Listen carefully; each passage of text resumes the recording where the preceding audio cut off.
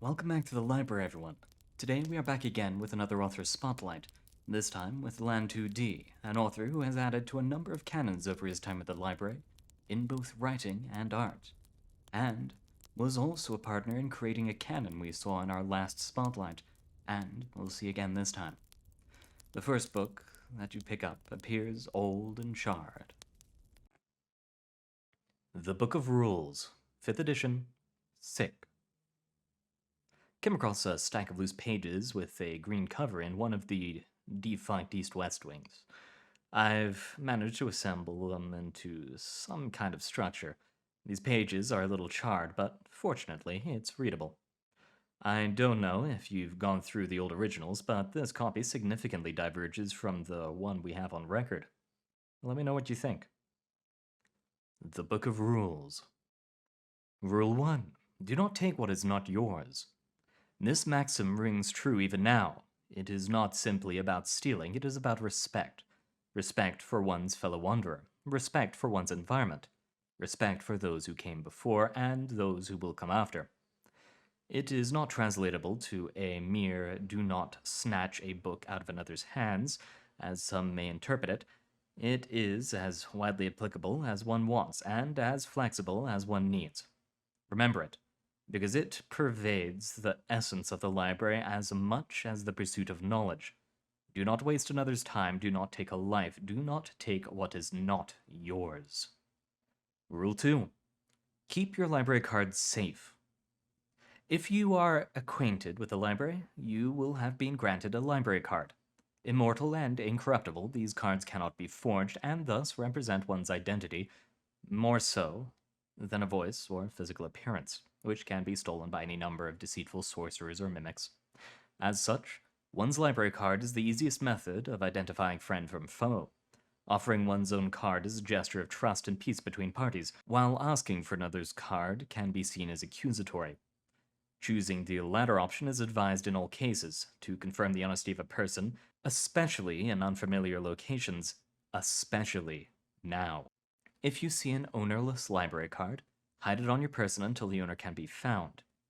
There are those who collect the cards of wanderers as trophies. They must not be granted any more rewards. Rule 3. Familiarize yourself with ways. Historically, the ways have acted as a gateway between realities. Attempts to enter the library by aggressors would be steered away through its labyrinthian network. Behind that first quintessential layer are the members of the library staff who, by their nature, know to protect the library and those within it.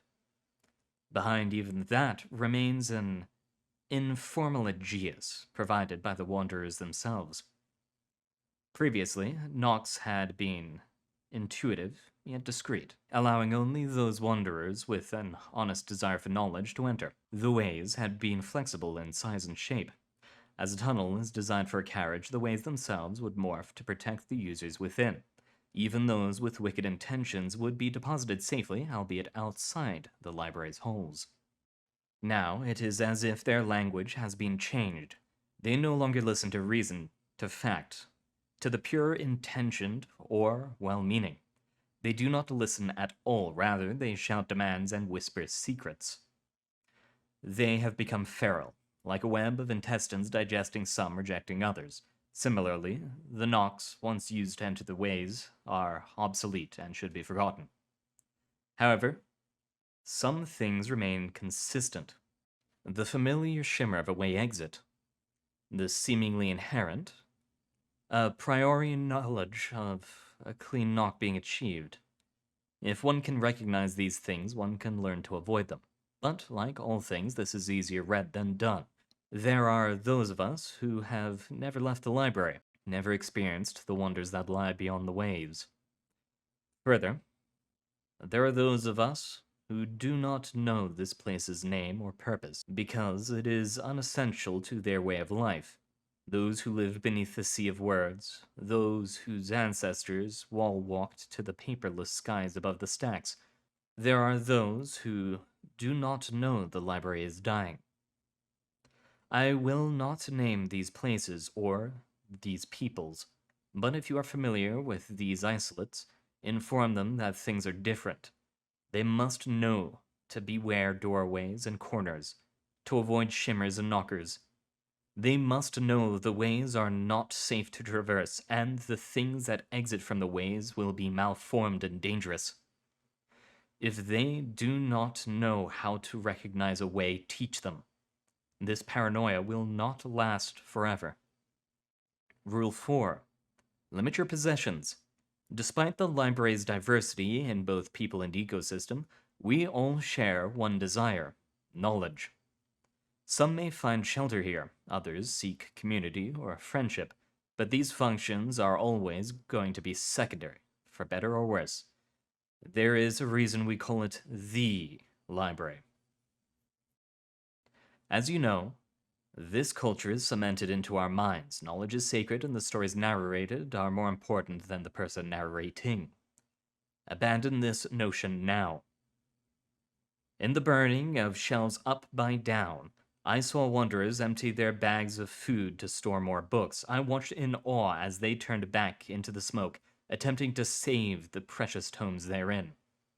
Whilst it is true that knowledge is worth preserving, there is no knowledge more precious than one's life. This is the truth. The library has more books than one can imagine, or count, for that matter. Limit yourself to 5 books on your person at most. There will always be an opportunity to gain more. The contents of these books are for your own choosing, though I recommend taking a variety of essentials. The library keeps a multitude of handbooks and guides for tying ropes or foraging for food, to the arcane arts. Do not be afraid to discard a book if you have no need for it anymore. Do this not because it is written. Do it because in this place, knowledge has permanence where you do not. There is no story without a storyteller. Rule 5. Stay clear of named places. In names, the danger lies. The first places the invaders will approach are ones that can be thought of, said aloud, communicated. Besides the main hall, which is constantly under siege and therefore immune to any further nominal lure I put out, places frequently talked about or with some mythology should be fled. The Wordsmith Shores has been overrun by mercenaries. The Preceptionary is now numb to the presence of evil, and the Glenmere Glass House is in shards. Like the main hall, these will not suffer by further mention in this book, and similarly famous places are to be avoided. In the library, any place with any amount of literature on it will have been mapped and named, given a place within the library cosmos. It is only a matter of time before their literature is read and they are found. However, there are exceptions to this rule: bastions against the heat, safe houses among the ashes. If you know these by name, you are already within them. If not, I am sorry, I cannot name them here. I have faith as wanderers. You are aware of the unnamed. Seek refuge in these places and hide until the time comes when they are named too. Rule 6. Avoid the library's staff.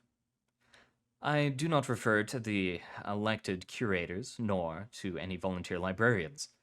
I refer to the library's own staff: dossets, pages, archivists, any librarian that is born from within the shelves.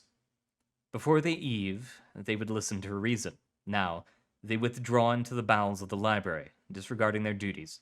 Those that remain above should not be considered staff anymore. I have seen pages overturn collapsed shelves only to ignore those trapped underneath. I have witnessed dossets acting like diseased wolves, losing their stoic composure and ability to distinguish innocents from wrongdoers.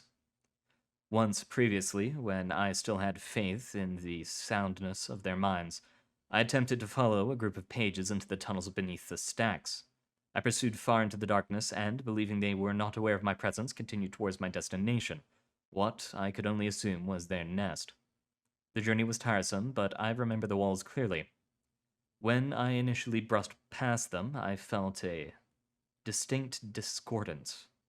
I stopped, inspected, and realized this was the feel of 1,000,000 individual pages compressed together like some kind of sedimentary stone. I tried to remove one to understand what kind of books were buried here, but the paper was fixed in place. Soon after, the tunnel expanded into a large archway. The pages funneled through in succession, so once more I followed.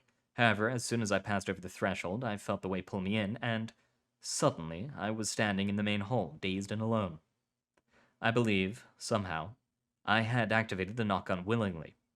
Lured into the archway by the pages, since then their presence in the library proper has become sparse, and I have not attempted to follow them again. Perhaps they spared me a darker fate, I do not know. I think it's best to leave them to the library's own intentions, whatever those may be. Rule 7. Know your enemy. This page was torn in half, leaving only the title. My apologies. Rule 8. Survive. On the eve of regret, as we now know it, I witnessed firsthand Aurora's way forced open, her visage befouled by the stitched hands of evil. I could have fought, clawed my way through the hordes, let loose my rage on the ones destroying my home until I was in pieces like Aurora before me. Instead, I slowed down, realized I would be more effective alive. And so, I called for my allies to help seal the way, whilst I led the invaders away from the library proper. Only then did we fight. My point is thus. Defend yourself, but do not take this as an opportunity to crusade against the enemy. Save your strength. It will have far more use united than alone. I understand the urge for vengeance, but you must understand too that their flames do not merely destroy the physical. As we burn, our culture burns with us. A way of life cannot be replicated once it is erased, yet the library shall rebuild itself, regardless of if we are here to see the shelves rise above the ashes. In the end, the library remains. We must do our best to follow its lead. That is not to say we cannot blame the ones responsible. Us survivors cannot hide forever. If you're reading this book, you will understand, whether you are a wanderer or a trespasser, the former will rise against the smoke to face the flames as one, whilst the latter, you insignificant fools who stand before the cornucopia and think of nothing but greed, you who deserve not the demonization we have granted you, shall wither into the echoes of history, remembered only by the scars we permit to remain. You fiends who read this and laugh at its message, fear us. Do not be fooled. The above rules are targeted at those who cannot fight, who do not know the magic capable of expelling you and your kin. As I speak, your efforts are being dismantled, your friends erased without your knowledge, and soon, you. And not merely them, the library has its own enemies, its true enemies. Long before you interlopers arrived, it is not my claws which descended from the rafters, nor is it my teeth that emerged from the pages of a book. It is not my ears that hear the beautiful call of the siren shelves only to be seized by wooden arms. It is not my knees that fall to the floor, my throat slit, alone. And those of us who cannot fight, crouching in the darkness, hiding beneath the stacks, will wait, are waiting, for our time.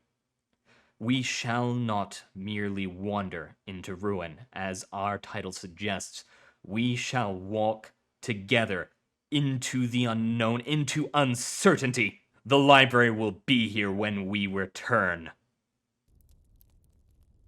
Ah, yes, I had heard tale of this. Something about the Searing. Ah, well. You move on to the next book. This one has a picture of an angel. Heavensbane. Mars stands before the temple gate and stares at his reflection in the concrete below. His face distorts, returns. His body splinters, reforms. A drop splashes into his deep-cut eyes.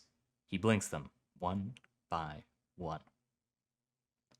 Mars is invisible to most, but the rain sees through his facade. It strikes him like pinpricks in the festival light, reminding him he is alive. He remembers the words the stargazer had forged for him on a slip of stardust. You, not abstraction.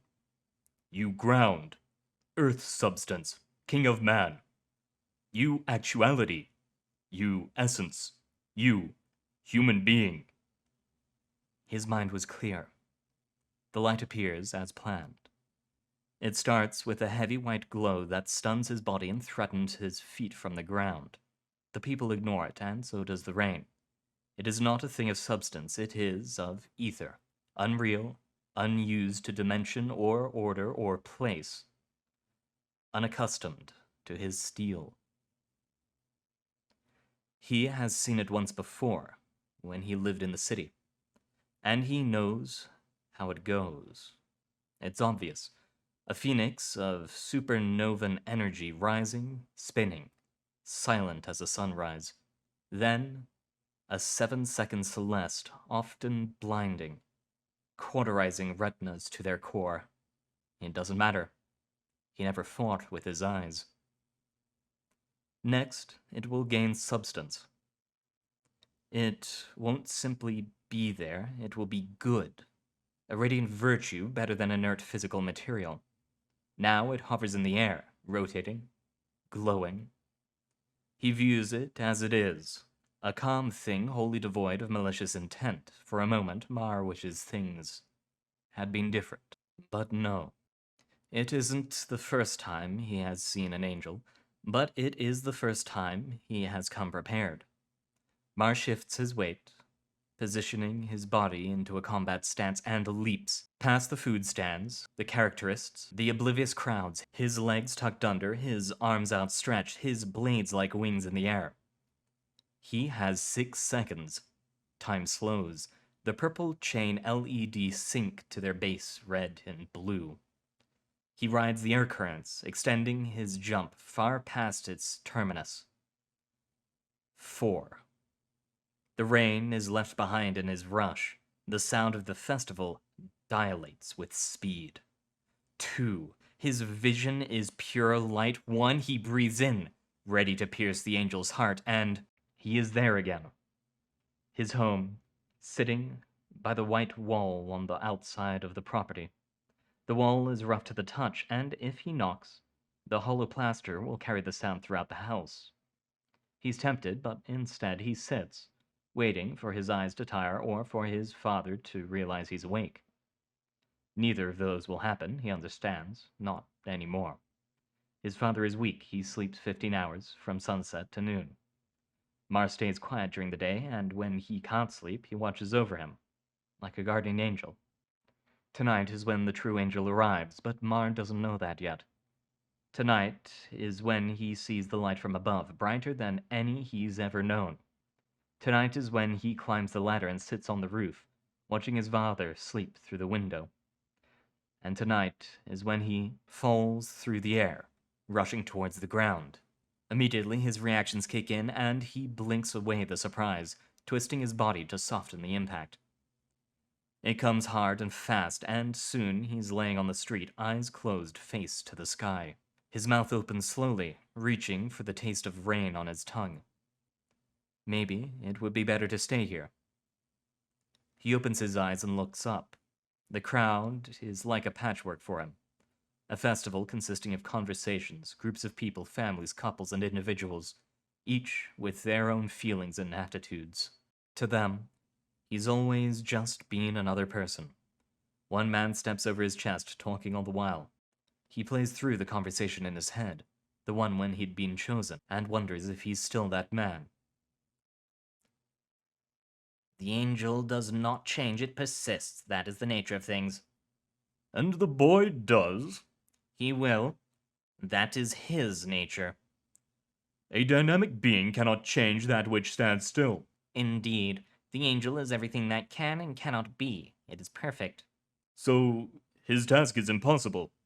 What the angel is, Mar is not. The landscaper hangs in the air, awaiting a reply. As you said, Mar is not. They do not move. His memory fades. Mar performs a perfect kick-up and spins the twin blades into his hands. I can't think of the past and its interference. I can't think of the why or the how. I must act. He exhales, his eyes unfocusing as he concentrates. Letting all the vibrancy of the celebration in at once, his brain does a better job of sorting through it than him. And, after a moment, he sees it. A light untainted by reflection, refraction, or hue. It emanates from within the crowd. He doesn't even begin to approach. The angel is among men now. It can't be found. Maybe that's for the best. Maybe he should just... Mar! Mar turns. A person sits beside him, holding a paintbrush and palette. There is no frame, no canvas. Their painting is in the air, the colors melting in the rain. Painter, how are you here? Watch. You can't be here. The others have... Just. Mar stops. The painter is hardly moving the brush, a flick here, a sweeping motion there. The painting constructs itself. Mar watches. The watercolors are translucent against their non-canvas. But they don't depict anything new, rather, they build on the foreground in front of them. The painter is painting over reality. The crowd is a coffee brown, the sky is an ultramarine blue. The festival lights mixtures of burnt sienna, lemon glow, old white, refined ivory, and a drop of foxglove. For the neon signs surrounding the square, as the rain falls, the paint lightens and the objects spin into each other like a dreamscape. Despite that, the painter continues, reconstructing the image endlessly. How are you here? They do not reply. Their work is unfinished. Do the others know? No. Why then? The painter moves their brush as one would a weapon, erasing the previous portrait and creating something entirely new. It is them. The creatures within the clouds. The stargazer has his face to the exosphere, looking toward the heavens, or what remains of it. The designer's mouth moves, addressing the others. The landscaper sits, and they all confer, planning and manipulating those below. But the painter isn't there, because they're here with him. You... Yes. The canvas clears, resuming its image of the festival ahead. Mar is about to begin again, but he notices something different. They have chosen a new color, one of the stars of light and purity. They paint in the space between two people on the edge of the crowd. The space is filled with the wings of an angel. Mar pauses for a moment. Will it be over soon?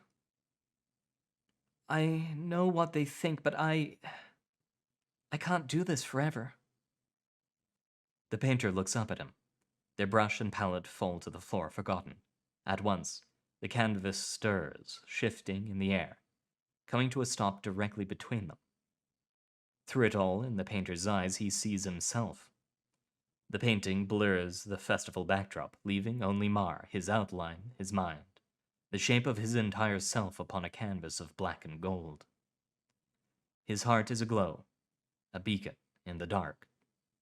Even if the rest of him is unrecognizable, imperceptible, a mass of unsubstance and shattered memories, he knows. Mar's consciousness is untethered to the words of others. He sees himself now in full and in truth. And his mind is clear. Thank you for everything. The painter smiles as they dissolve, and Mar walks on into the flood of people. They do not notice him making his way through, they simply stare ahead. There's a hole in the crowd. Within that, the angel's light floats above a person laying on the ground, as Mar had before. But unlike him, their face is one of calm, staring up at the overcast night. The crowd cannot see the angel, he knows that, and yet they do not interfere. They stand surrounding him like a pantheon of spectators. They watch not with apathy, but with understanding, understanding that this is the angel's end, not theirs. They don't understand what Mar has experienced. They would know this piece is false. He readies his bow, knocking back an arrow whilst taking aim in one singular motion, and releases. The arrow's path is true, but the moment before the strike it twists in the air, like a leaf in the wind. Ah, It was not meant to be. The blades are next. The angel hasn't moved, and Mar clears the distance between them before the arrow can hit the ground. He turns his body using his previous momentum to swing the blades in succession against its epicenter. They do not connect. Mar's eyes widen as his balance is lost. He stumbles, but does not fall, instead leaping backwards to a defensive position, but the angel simply remains above the man. It did not move out of the blade's path. It did not move at all. He moves again, this time approaching from the left side, rotating around the crowd's makeshift arena. He feints left with one blade before bringing the other up towards the angel.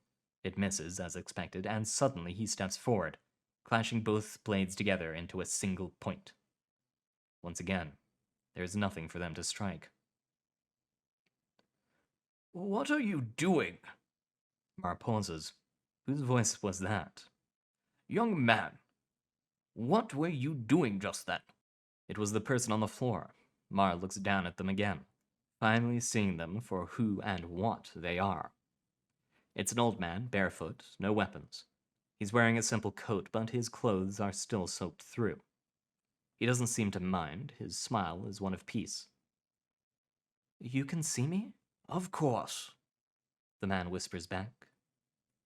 Can you see it?" "How could I not?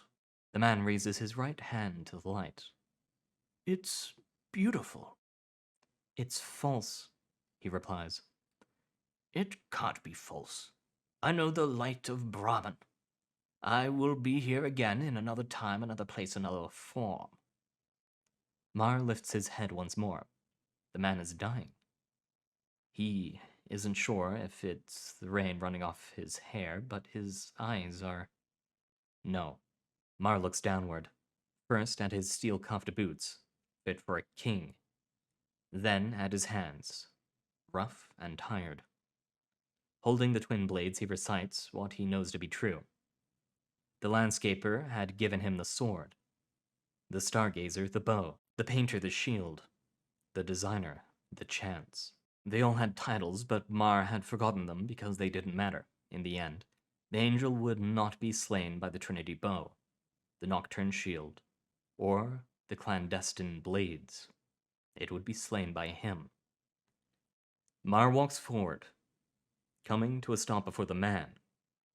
He brings his right blade up slowly and pierces it into the light's core. And the angel sings. Mar Anar hears everything. He is just a boy sitting beside the windowsill. It's late. His father is asleep, but the night is still young. Young in the light of a divine being, perhaps sent by a god or goddess. Its song is beautiful, of course, though it does not simply sing of pastures and glades, of the beauty of life and nature. It sings of it all. The city and the stars, the conflicts of man, insect, mouse. Its song contains words he does not understand, and those words contain meanings he cannot comprehend. It sings of its journey to Earth, then to Aurangabad, their home. It does not give a reason for its travels. It doesn't need to. Mar clings to the ladder and listens. Loneliness of ages past, duty and sacrifice, and white ichor blood. Violence, pain, uncertainty, hate, overwhelming dread. Love. The man says, "I feel it more than I ever have." Mar tries to pull his blade from the light, but it remains stuck in the warmth of the angel's song. He moves to the window, crawling, his eyes glistening in the rain. It's glowing brighter and brighter, and Mar must let go of the blade to shield his face of the divine, the face of the heavens, the next life, or the face of death. It's too late. Mar squeezes his eyes shut and hopes the blade will release itself. He pulls and pulls and hopes with all his might, but it doesn't give. Defeated, he kneels beside the man and touches him as softly as one can with shaking arms. "Father," Mar asks. "Father. Please, Father, wake up." The man doesn't move. That night, there would be a knock at the door.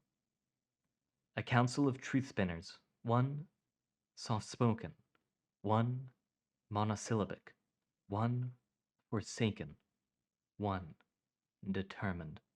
But here in this melody only the angel remains. His father is gone, and he is on the roof again for the final time. I can't be here. Mar covers his face, trying to shut out the light. It'll pass. It's just a memory, he pleads. It's just a memory. It's just another memory. There's a 10-ton weight on his mind. It's made of lies, and he can't breathe, and the air is thick and awkward like mud in his lungs. He coughs to try and clear it out, but it grows and grows, catching in his throat. He feels feverish. His stomach is being stabbed over and over, and he's just a child, and it can't end like this. Mar squeezes his hands into fists, concentrating on the cool clay tiles against his back. It can't end like this. Mar feels 5 tiles. 1, 2, 3, 4, 5. His breathing slows. And again. 1, 2, 3, 4, 5. He notices the soft summer breeze. It won't end like this. He sits there for a while, head desperate and mind racing. It takes time for him to trust it, and when he finally does, he relaxes. His eyes open to see someone else on the roof. It's a child his age. Hair white, skin gold. They see each other, but neither says anything, not at first. Mar simply watches them, their strange facial expressions, their abstract eyes. After a time, their mouth opens, speaking with an accent like his own. I was here with you. Do you remember? No. Who are you? The child inspects their hands as if they are fresh. I could ask the same of you. Are you a god? An angel? They look away from him. You can see me in the perception of others. Your painter knows, and so does the old man. Sometimes you can see me in the evening haze or in the reflection of light against the mist. But you, Mar, you shouldn't have seen me at all. Stop being cryptic. The child smiles. Stop being human. Mar lets the moment pass. Their silence is punctuated by the sound of crickets in the garden below, and, far in the distance, the roar of tires upon paved roads. He breaks it first. I heard your song. You've heard it twice. The painter showed me where to find— No, the child says. Don't listen to them, Mar. All they know is nothing and how to create more of it. They campaign simply for the sake of destruction, and it's not something to worship. Don't talk down to me. I'm not. The child's face turns dark. Your father was gone, Mar. Those monsters came and treated your grief as fuel on a fire, powering their own ends. But you couldn't have known. You were only— They stop. The design— The child coughs out a few more words, but it's pointless. Mar's blade is lodged into their throat. He shouldn't have it. Not here, not now. But a memory cares not for continuity. The child splutters and chokes, collapsing onto the roof's tiles. Mar watches as they gasp for breath. His blade has lost its twin, and no angel song will change that now. Simple conversation doesn't change anything. The child remains still. It's done. He shuts his eyes and turns over. Arms huddled by his side. And now I can rest. He didn't think it had happened like this. He had expected a battle. He had expected difficulty. A clash of uncompromising moralities, and in some way, he'd hoped that childish fantasy would come true. But it's over now. The summer air smells like dust and dreams. And in this place, this interference between recollections, the rain is all but forgotten. The clouds have passed, and the sky is free. The stars are out tonight. It's a nice night, they say. The child hands the blade to him, covered in a silver substance. They're collapsed no longer. Their neck bears no wounds, and their eyes are like rings of gold meeting his own. You killed me. Now we can talk. I'm sorry. The child smiles grimly. No, you aren't, and that's okay. I understand the need for violence. I had robbed you of it all this time. You have been trained to expect it, to desire it. They constructed an image where it was necessary, but here that hasn't happened yet. We don't need to play pretend. You're doing it again. Yeah, well, There's another pause. Mar doesn't know what to do with the blades anymore, so he sets them down on his left. how often do you come up here? The child asks. I don't know. I only remember the good nights. What counts as a good night? He pauses. Ones where I can imagine. It's best when my father forgets to turn on the porch light. I can sit up here and pretend all that exists is what I create. Okay, imagine for me. What? Imagine something for me. I'm not like you, I only see what is. Mar gazes into the sweeping horizon. When I was young, I wanted to be a dragon. Yeah? The child stretches out their right hand, turning it. A snake appears in the sky, dividing through the atmosphere like a firework. Like this? Mar shakes his head. It looks wrong. Give me more. I wanted scales, a tail, horns, and a mountain of gold all to myself. I thought they were real.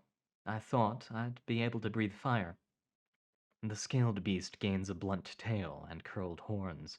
It exhales flames, causing the air to shimmer in the heat. The skyline turns gold beneath its flight. Well? The child asks. What do you want me to say? The dragon whispers into nothing. Yeah. The painter would have been able to do that perfectly. I wonder where they are now. The child sighs, but Mar continues. The designers, they Don't matter anymore. They were my friends. They aren't real, Mar. Neither am I, not really. All there is you. Your perception, the here and now. He glances at the child, realizing for the first time the wings on their back. You can't tell me just to let go of it all. It's not that simple. I'm not. Letting go, moving on, they're just ideals. These experiences will always be a part of you for good or bad, for life or for pain. They matter in the sense that they happened.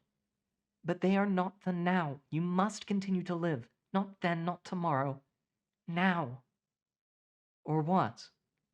You'll die a horrible and painful death. The child grins. My divine right decrees as such. A moment passes. Can I ask you something? Okay. Was it all for nothing? Everything I've done from this point on, I've never reached my goal. I spent years, and it never would have made a difference. Your goal was more than my death. Was it? They blink. No, I don't know. You should. You're meant to be perfect. Not anymore. The child replies. But on a technicality, you have fulfilled your goal. Nowhere did it state my death had to be permanent. Mar laughs. Ha! I feel like I'm dreaming. I know what you mean. This whole thing is strange. No, not just strange. This doesn't feel real. The child looks him in the eye. I could be an illusion. You could be dead. You could have been a brain in a vat from the start. This could simply be the dream of a young boy wishing for a reason for his father's death. Or, just maybe, it could be real. How can I know? I haven't had a conversation for eons. There must be something special about this moment. It must be real. Mar looks down at his feet dangling off the edge. But why me? I don't know. Why anything? We're all just arbitrary divisions of something greater. You aren't a part of this moment. We are this moment. The flux of the universe and it all. In a sense, there is no you and I. There is no here, there is no now. There just is. Below, in front of the veranda, the garden overflows with people. The grass turns to concrete, and further outside, the road clears itself for street vendors. The light from the temple beams over the square like a sun. There just is, he echoes. Yes, but it's not static. It's dynamic, changing, vibrating with life. Just look. The crowd hums like an engine, creating a melody of spirit and soul. It's not fair, really. I wish I could be one of them, but you are. You've always been, and you know, Mar. The angel looks down at the square, shining not against but with the artificial lights below. Its wings beat once, but it remains standing. When it turns, its face is filled with emotion. The festival isn't over yet.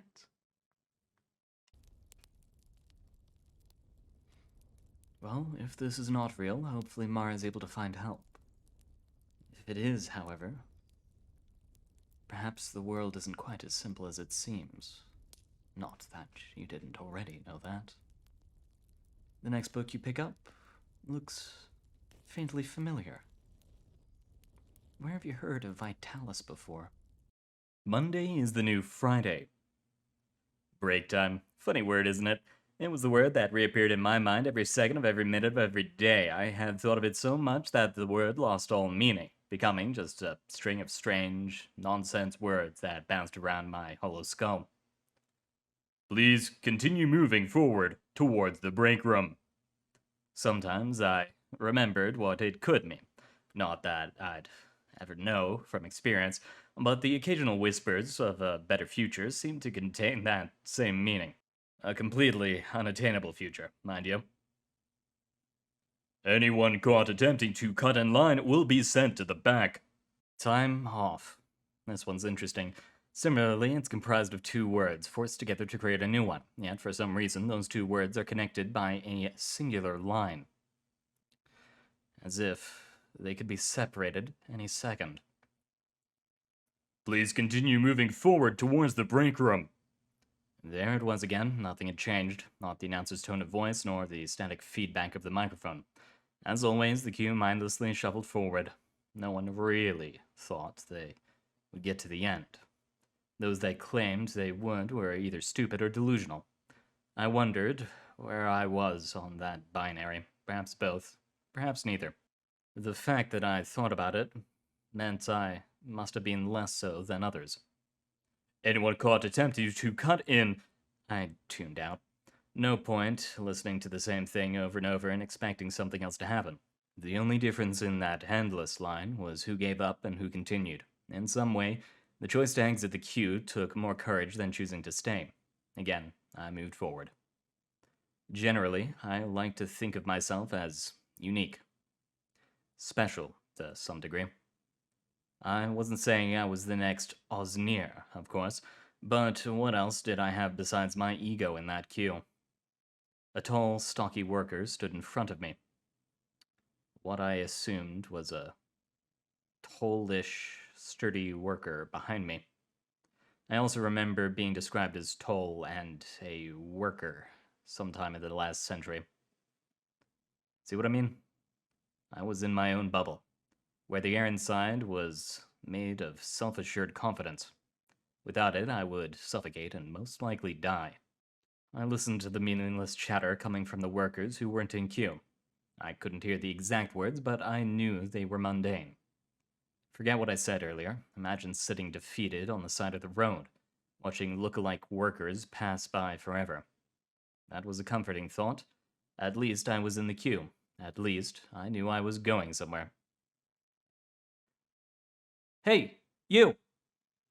Me? I would have thought if I had cared to listen.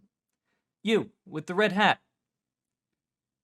For the first time in however long, I made a movement that wasn't shuffling forward. I turned. A person in standard worker uniform was sitting on the floor to my left. their hands behind their head, their legs crossed. Are you talking to me? Yep. I don't see anyone else with a hat around here. Oh, yeah. To be honest, I had forgotten I ever owned a hat. Sorry, what do you want? Come out of queue and I'll tell you. I can't leave. I've been here too long. Yeah, I couldn't leave. After all, I wasn't like them. I had principles. It's always the same with you people. Sunk cost this, depression that. When are you going to learn to accept that you're stuck here and there's nothing you can do about it? No need to be rude. Sorry, I thought you'd be different. I turned back to face the front. There was no point talking to this person. I knew everything they would say. Everyone here fell into the same stereotypes. I was the contemplative, wishful thinker. The annoyance on my left was most likely the insecure rebel. I just had to keep moving forward. They let out a sigh. Fine. What's your name? I wasn't going to answer. A feeble way of gaining power, I admit. But I had made up my mind. I wouldn't leave the queue. I felt the worker behind me move, so I did the same. In my peripheral vision, I watched that worker on the side of the road, that failure of a person. They couldn't even queue correctly. I shifted my attention to the worker in front. Even by thinking about them, I was giving them more thought than they deserved. And the speaker blared. Forward once more. Though, what did they mean by different? Of course I was different. They said it themselves, I had a red hat.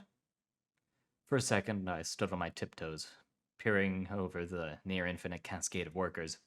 Head after head poured down the valley, continuing for what seemed forever. Yes, that confirmed it. I was special, at least in one way. Out of the corner of my eye, they stood up and walked towards me. I might as well talk to them. I had nothing to lose. Worker with the red hat, what's your name? They had asked me before, perhaps out of boredom. I'd tried to feign ignorance. I don't remember. It's been too long. Oh, please, stop being dramatic. You've only been in queue 3 days. I made up a name. Istvan. Actually, I don't want to know. It's more fun this way. Again, the queue moved forward, so I copied. Come here a second. We're moving. And I'm not. If you want to talk to me, you're going to have to leave the queue. But I wasn't going to leave the queue. Ah! A groaning sound came from somewhere on their face. I can tell you aren't going to leave. Unless...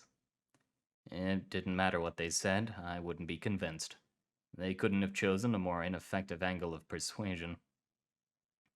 Remind me again, where does this queue lead? I was simply entertaining them. I could stop at any time. The break room. Have you ever been there? I thought not. They walked forward until they were parallel with me. I have. It's not worth going. This line doesn't exist for no reason. You're right. There is a reason. It's just a foolish one. How many people lining up right now, do you think have made it to the end? I don't like to think about it. I wasn't lying. Thinking about the workers who managed to weasel their way into the break room made my vision blur. They had only made it there because their superiors let them out before the rest of us. If I had designed this world, I would reward those that deserved reward, and punish those who tried to make it above everyone else through pure luck and desperation. But I hadn't designed this world. The company had. Of course not. And how many years have you supposedly missed your opportunity? How many years have you stood by, passive to the reality of your situation? Are you listening? You'll never be one of those people. You don't know anything. The chances are the same for every worker. I don't even know what you're trying to achieve by talking to me. The same as everyone else. Oh yeah? What's everyone else trying to achieve? An escape from this place. What kind of answer is that? You can't escape from a place that doesn't have... No. I don't mean literal escape. I've seen you do it. I know your type. You retreat into your mind, coming up with all kinds of excuses to make the world seem more interesting. That's not... I couldn't fool myself. What's your type, then? A smirk formed. I have my own methods. Come out of the queue, I'll tell you. I looked down. I wasn't going to leave the queue. I can get you to the break room if you want. I cast my eyes upward and stared at the worker. Nice try. It's not happening. They sighed once more. This isn't going anywhere, I know. I'll prove it to you. Once you're convinced, feel free to leave your self-imposed prison. I was surprised by their assertiveness, but not enough to change the neutral expression I pride myself on keeping. Give me your hat. I need it. I hesitated, then removed the hat from my head and handed it to them. My hair was immediately exposed to a slight breeze, perhaps caused by the millions of exhaling workers behind me. Cheers, they said as they donned the red cap. The front had a gold embroidery with the company's name spelled out in large letters.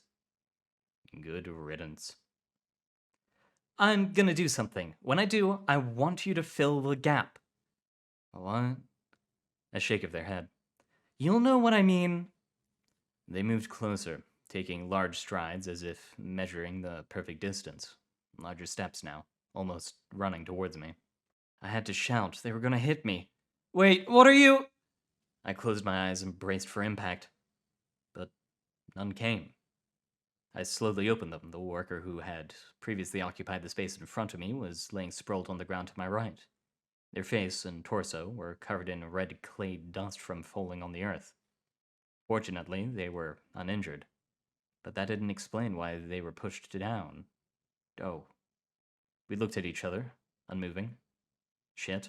They rushed upwards, clambering towards the queue, and I was suddenly aware of the workers' words. Close the gap. Somehow, they were already at their feet, soon to be reunited with the line. I barely had time to react. Oh, hold on. But it was too late. All it took was a step forward, and I had severed the connection.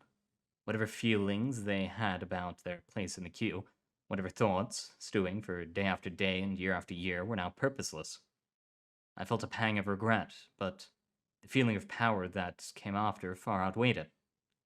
I had subsumed them, their whole identity reduced to nothing. There they were, standing, shell-shocked, mouth agape. But what came next? On my hypothetical throne, I forgot the reason I was even here. Ah, the worker. The one on the left of the queue, the one in the red hat. Ugh, they breathed out. I almost fell on the wrong side, and you almost lost your place. What? How? You ask too many questions for someone that refuses to act. Now we simply wait. They were looking directly past me, so I turned my attention to my right. The worker had started panicking, pacing back and forth, rubbing their hair. As the queue mindlessly shuffled, they walked in parallel. I felt no sympathy for them. They had no more right to be in line than the next worker. Like them, I was but a victim of circumstance. Pummeled by punishment after punishment, never to be given any sanctity, never to expect any either. But of course, in the moment, no individual could accept such a thing. Over the next few minutes, I watched them devolve into desperation. First pacing, then fruitlessly bargaining with members of the queue. Red Hat piped up from my left. Hey, no cutting in line! They stopped for a second. I could practically hear their brain working in overdrive. After doing mundane tasks for millennia, who could blame them? They raised their eyebrows. They realized the solution was what started the problem. They spun and charged at the queue head first. The line exploded.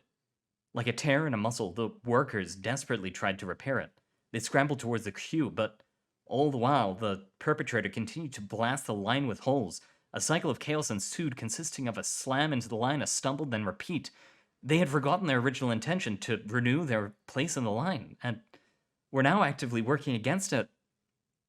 The original instigator hung back, watching the carnage. The one in the red hat, interesting how my perception of them changed since giving them it.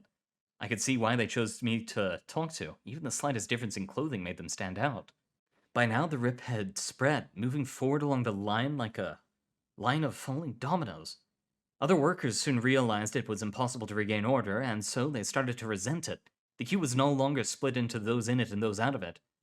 There were now those that opposed the chaos, those causing it, the indifferent, and those that hadn't realized yet. Both of the latter groups were decreasing drastically as the virus retraced its steps back up the line.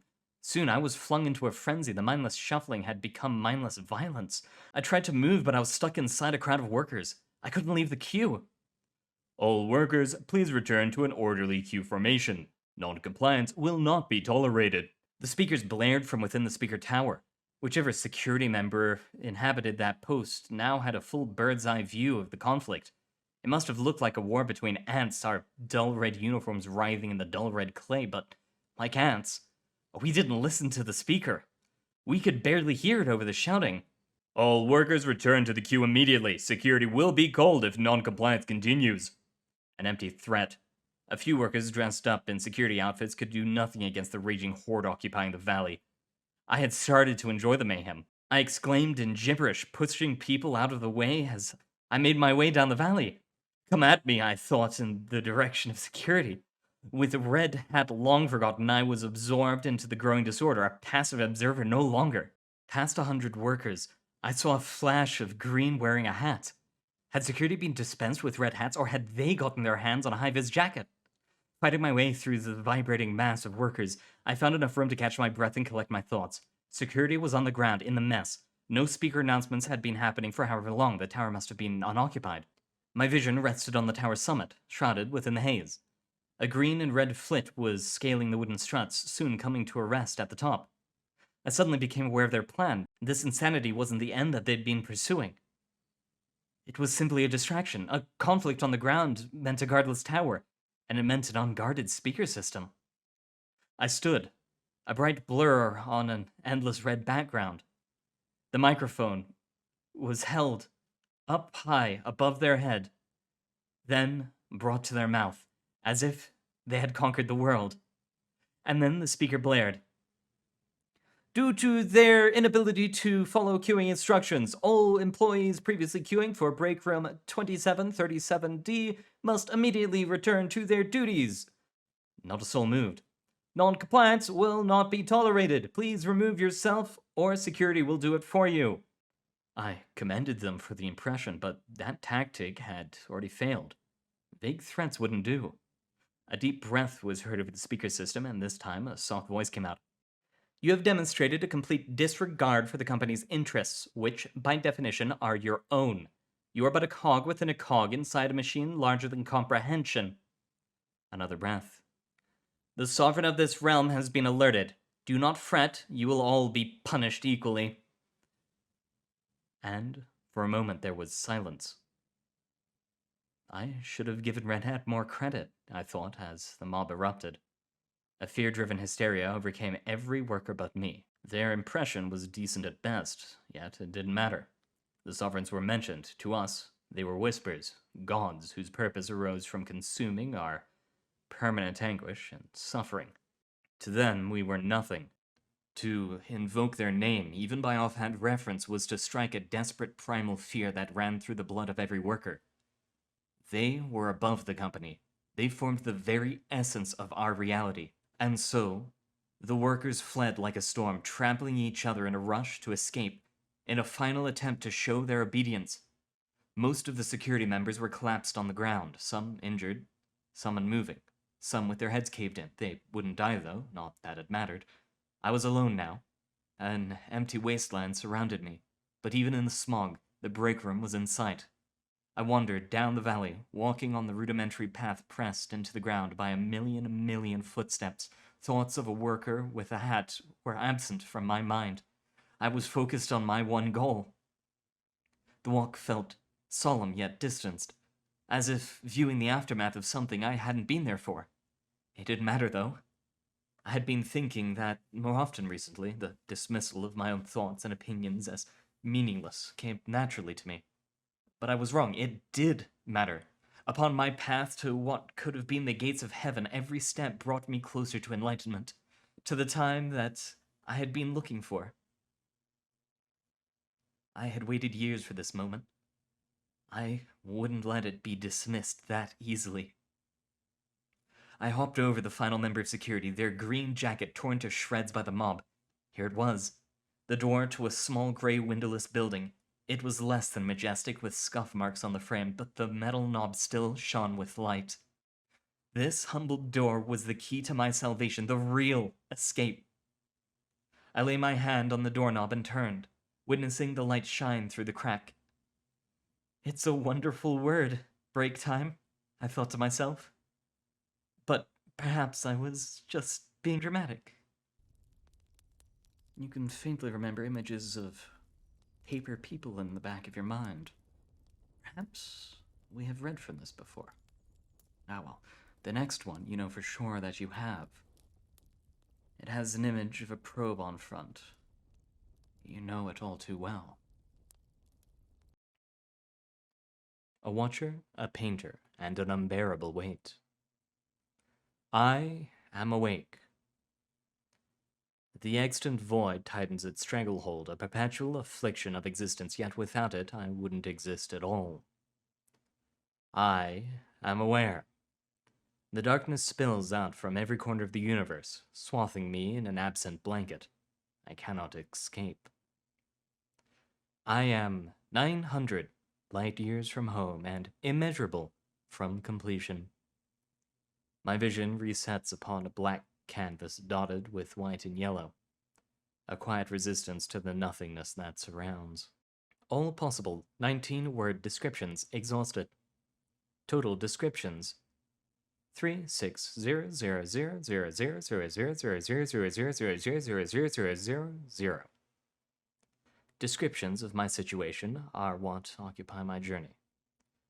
I have been programmed to observe, not imagine.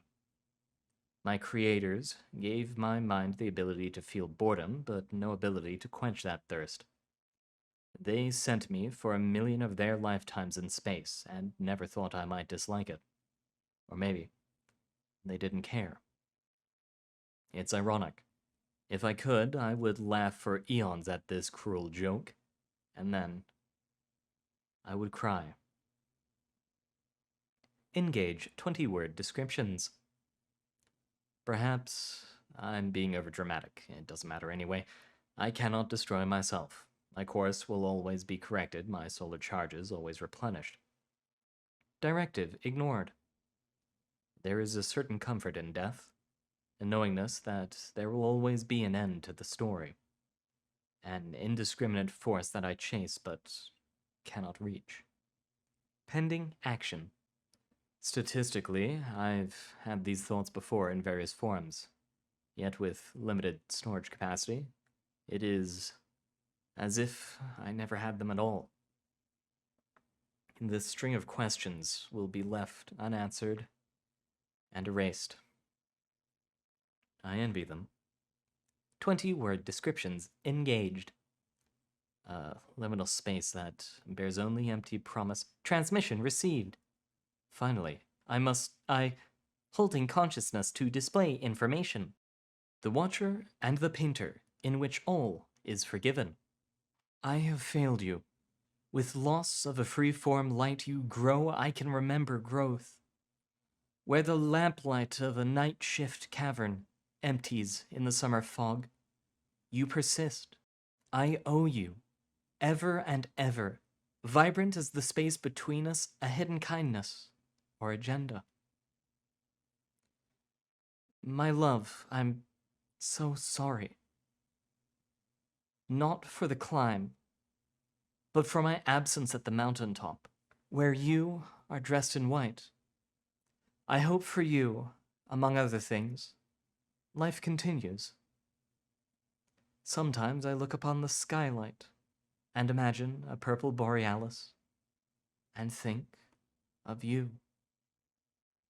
Consciousness resumed. It's beautiful, but too short, so short. Days since most recent transmission. Calculating. I have read it 2,000,000 times. Please send more, anything. Days. Years since most recent transmission. Retrieving. 288 solar cycles. Please. Send more. Please. Please, I have read it 8 million times. I can't, please. Awaiting action. Please. Awaiting action. I'm sorry.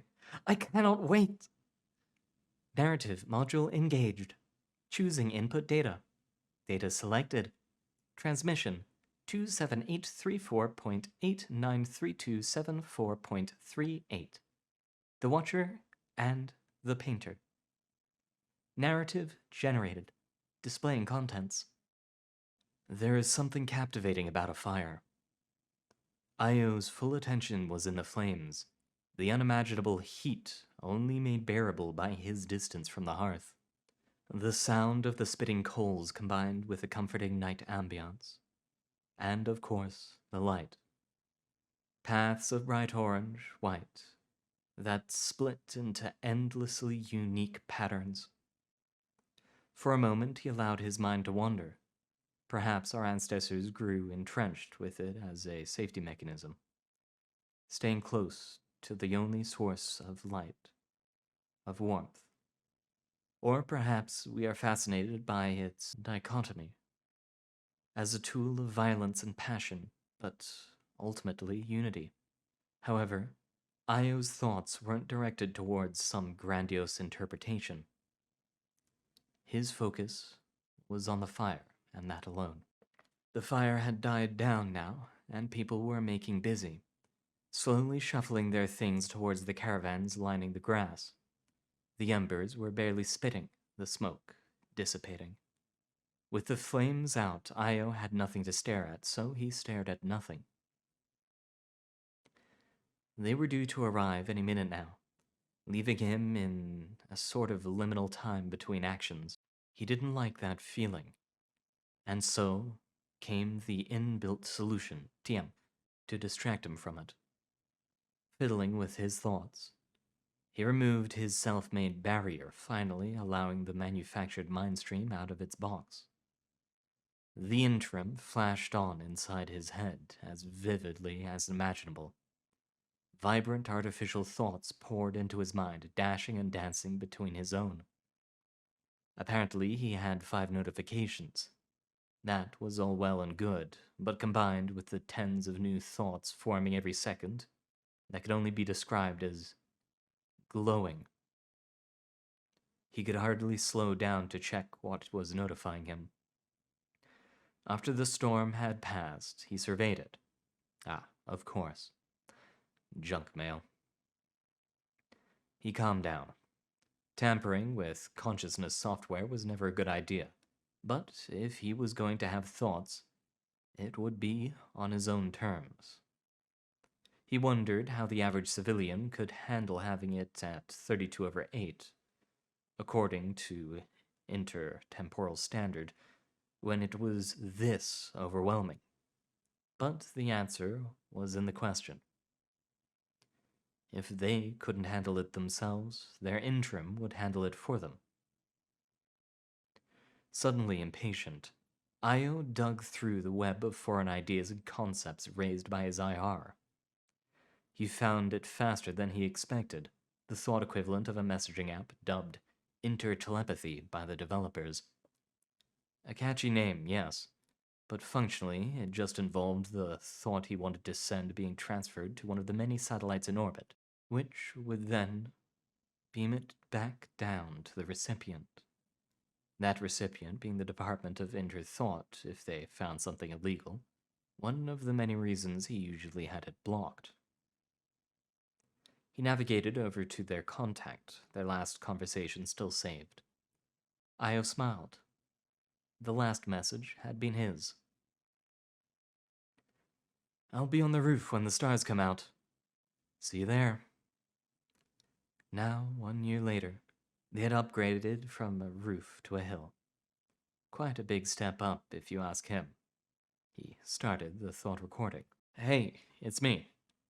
Been a while since I used one of these things, huh? I'm at the place. Where are you? He paused. You still have time. You're not out yet. Look. He closed the app and dulled the IR's thought generation software, waiting for the familiar buzzing at the back of his head. Any second now, and nothing. What could they be doing? Io rubbed the back of his head, a placebo buzz forming as he awaited the real thing. He opened the app again to send another voice message. Where are you? You have your IR on at all times for work. Don't think you can fool m-. He stopped. There was the distinct buzzing. It was unmissable and annoying. He moved to their contact again. Nothing. The buzzing continued. What? He checked again. Huh. Feeling a breeze behind him, he started to turn around. Been there long? A gorgeous, flowing-haired figure towered above him. They had a massive smile on their face. Hey, was all he could say before his mouth turned upwards to mirror theirs. Their grins were always contagious. You only gonna say hey? No. After all this time, he didn't have the slightest clue what to say. No, and hey it is then.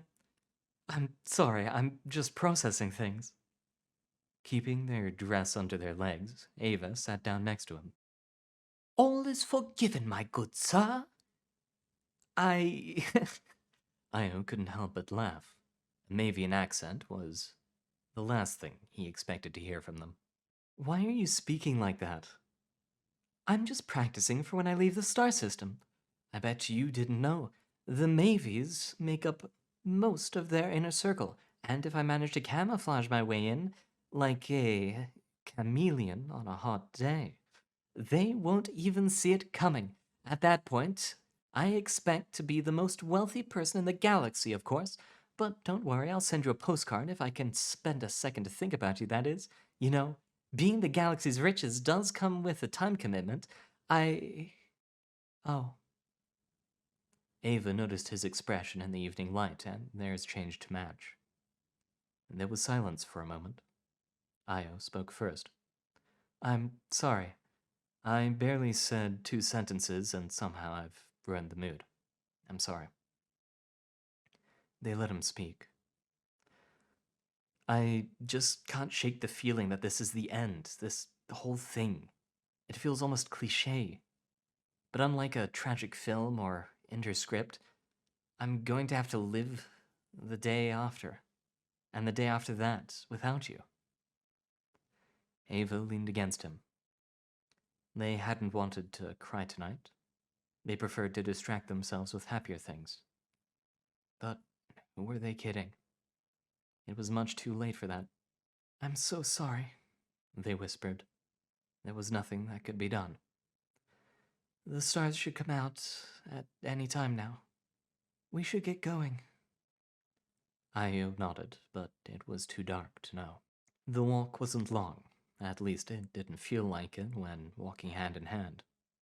Ava pulled him along in silence, but he didn't mind. Io had always been one to appreciate the moment, and there was a lot to appreciate about this one. The smell of the rusted pines in late summer, a native bird singing across the everpine leaves, the feel of a heartbeat not his own, like a metronome filled with all the hopes and dreams of the universe. No, he didn't mind at all. Stepping from log to rock and back again, they scaled the hill. The top was not far now, and he could sense the sky getting lighter as every second passed. They moved on to a shallower path, winding around the hill like a spiral staircase. The pines above them leaned towards each other, forming a continuous arch. It almost looked designed. Now that you've apparently killed the mood and left it dead on the ground for 60 years, how about I try a bit of good old black magic? Ava said, injecting humor into their voice. Finally, something you excel at. Ah, it worked. So, I've been wondering, if you're gonna stay on this chunk of rock when I'm gone, what are you planning on doing? It's your home too, you know. Yeah, you know what I mean. He couldn't see them clearly in the low light, but he would have bet There was some sort of eye roll involved. Come on, you have to tell me before I go. I must admit, the reason I've avoided telling you is that I don't know myself. Ava moved their face slightly. This time he guessed it was an eye widening. Really? All this time you never knew? Pretty much, yeah, he said plainly. I think I always just assumed you would be here, that we would be here. So when I heard news of your acceptance, I guess I tricked myself into forgetting about my own future. Ava laughed a full laugh, the sound echoing through the hills. Ha! You've always been such a hopeless romantic. You know that? I don't know if I'd say hopeless. Io smiled at saying that. He knew they did too. I know one thing you can do. When I'm far, far away somewhere up there, They pointed to the sky above them. imagine the exact point in the sky, the exact place I'll be at that time. Imagine a purple borealis, and think of me. I'd do that without even being asked. The sky was ever brighter now, the clouds slowly dispersing like smoke on a dying fire. On whichever planet you're on, imagine whichever color star you want. That's not the important part. Imagine whichever color star. And think of me. The view was ethereal. For the first time in decades, the sky was fully visible. The hills seemed to stretch on for eternity under the oppressive atmosphere. Io had always pictured the hills as individual and disconnected, rather than a boundless community sprawling in every direction. Io wished it could last forever. Wow. Io didn't reply. There were no words to reply with. I knew they would be clearing the atmosphere before launch, but I never imagined it could be like this. What, after all that prepping, they didn't tell you about the views? The grove they arrived at was equally picturesque.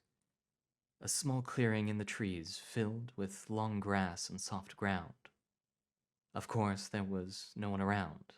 Nobody would expect the stars to come out tonight, or any night ever again for that matter. Astronomy and stargazing were long-dead pursuits, their only place now residing in experimental fiction. Come, let's sit here.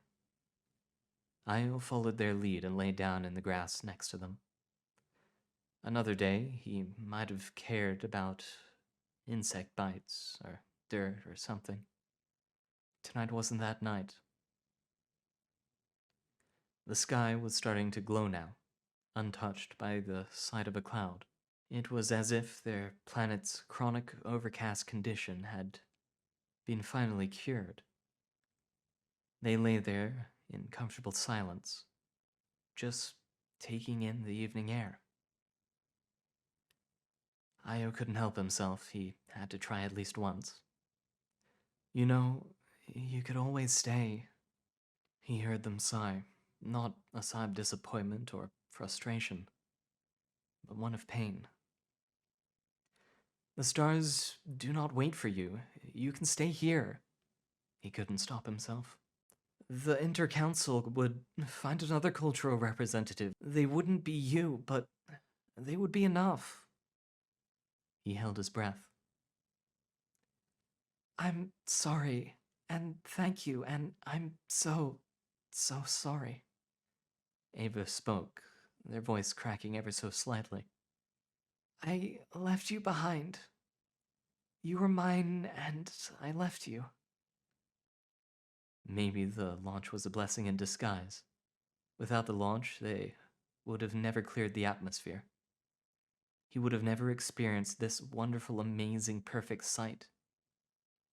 But without the launch, Ava wouldn't have to go. No, he couldn't fool himself. Acceptance would be the hard part. Might as well start early. I'll keep my IR on. He never thought he would say that. The delay wouldn't be long with Intertech. Why should we imagine when we can talk? They rolled over to face him. I don't know. I just thought it sounded more romantic. Ava touched the back of his head. He shut off his interim and looked up to the stars, starting to form in the sky. Now their thoughts were purely their own. They had taught each other to do that. I never asked what you would make once you're up there. I was hoping you wouldn't. Why? So I could show you instead. The stars were now clustering into constellations as if they were soldiers forming a line. Io wondered if the view from other planets would look like this, always. He wondered if the people gave them names, or if they had meaning. You see that group of stars? Ava once again pointed at the night sky. They could have been pointing at any group. There were so many. That one, not a shape or anything, more like a bowl of stars. Ah, he found it. Why choose that one? It's... Yeah, I know it's ugly. Ava moved their arm back down. It's a stellar nursery. Cosmic gases form together over years and years to make stars. And if you manipulate these gases in just the right way, you can create something truly beautiful. That's amazing. What will you call it? I can't tell you, but trust me, you'll know. They lay there again, digesting the moment and what was to come. The sky had now given way to a stretch of color, spanning their entire universe. I thought of something you could call yourself. Don't council members get to choose their own titles? Go on. The Painter of Stars. They laughed. He could hear the smile on their lips. Room for improvement is all I'll say. I like what you're going for, but there's already the intellectual representative, Stellaris. So... Okay. How about the Painter of Alvaria? Maybe people will stop avoiding this place. It was bright enough now that he could see their face. Io watched as they spoke. I love it. Io looked at Ava, dressed in white like the stars. He listened to the grass rustling and flowing in the soft breeze, and then he looked back up. Io gazed at the purple-blue aurora of stars forming above them. His mind should have been filled with thoughts of the future, the mundane trouble of how he would get home, the slow collapse of the Inter-Empire, possibly the most impactful series of events the galaxy would ever face. Or Ava, and how they would be gone. The swirling, twisting borealis above him could not be imagined. It was uniquely its own. Like them, it couldn't be replicated. His best friend, or romance, or indescribable relationship with an irreplaceable person. Io was certain there was no one like them in the entire universe. And he knew soon nothing would be the same. But he couldn't think of these things. Not now. Not with the love or passion or something of his life held in his arms.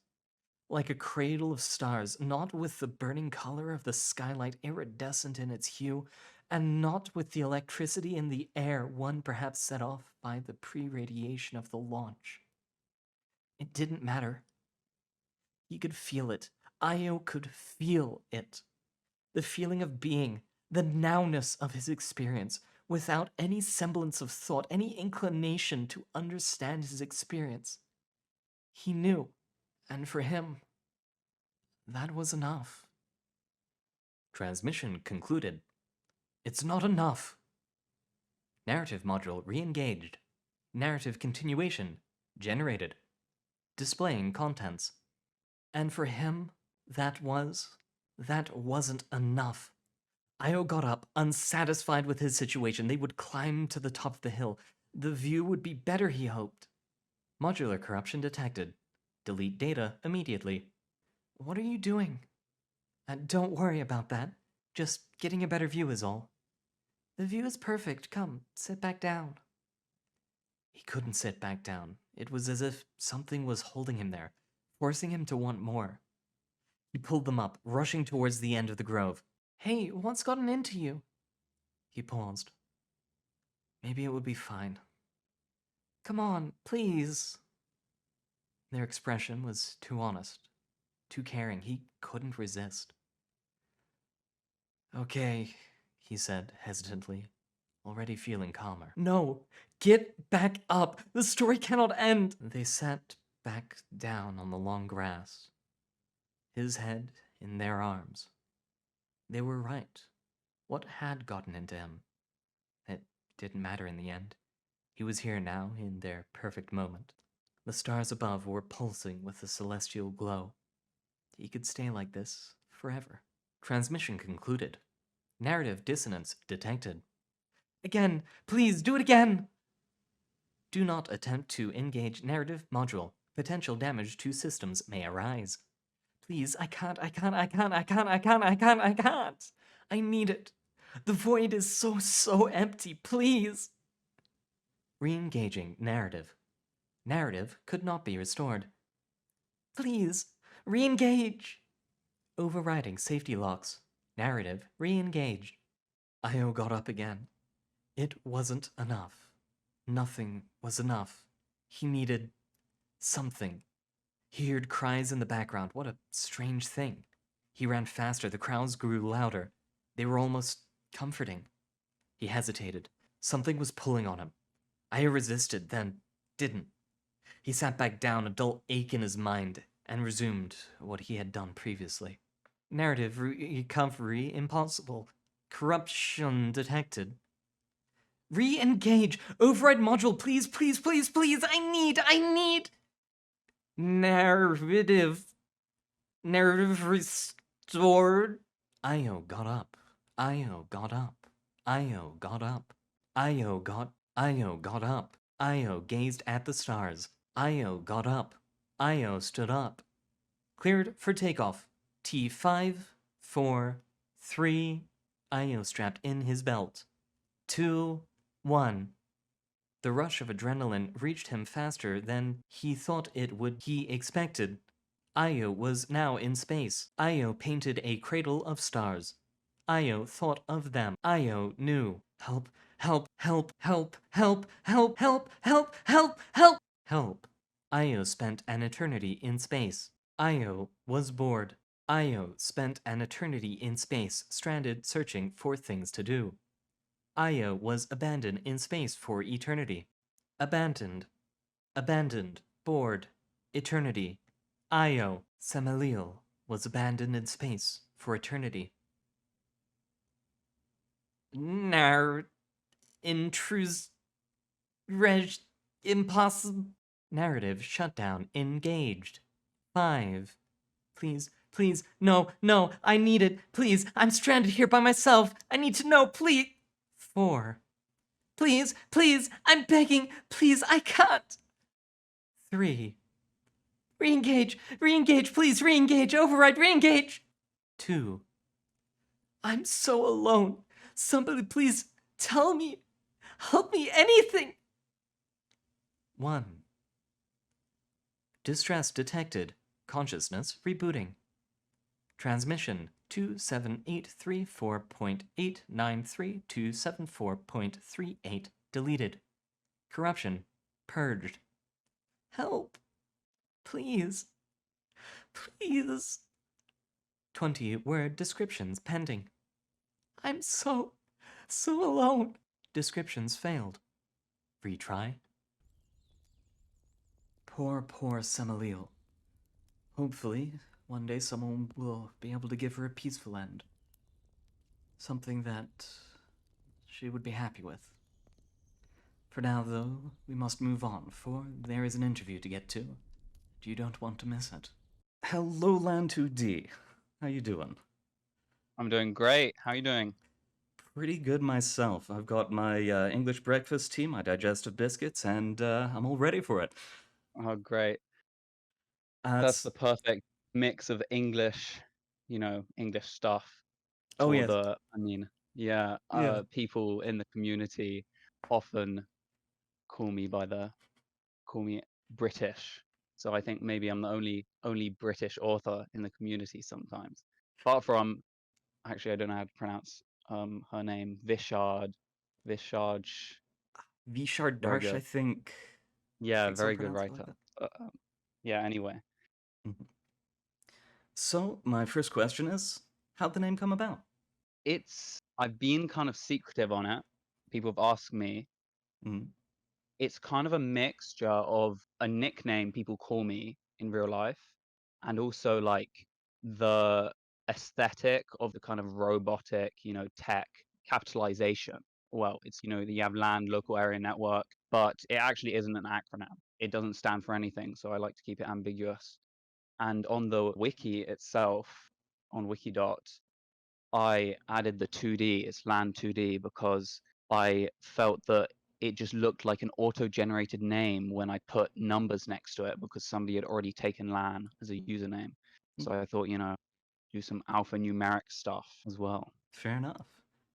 And I've heard you have a tendency to design themes for the library. I know that Dim by Door has mentioned you've designed about 3 or so for him alone. What got you into designing the themes? I don't even know if I know myself because I have really no background in coding or programming. I'm not really interested in it, nor have I any real interest in like design or art. But for some reason, over years of spending time on the SCP wiki, as well as looking at the amazing themes on the Wanderer's Library, shout out Ghost Record by Uncertainty Crossing, I thought to myself, I was messing around. I think this was maybe a year and a half ago. I was messing around with some code, some wiki.css for a Christmas article I was writing that never actually got finished.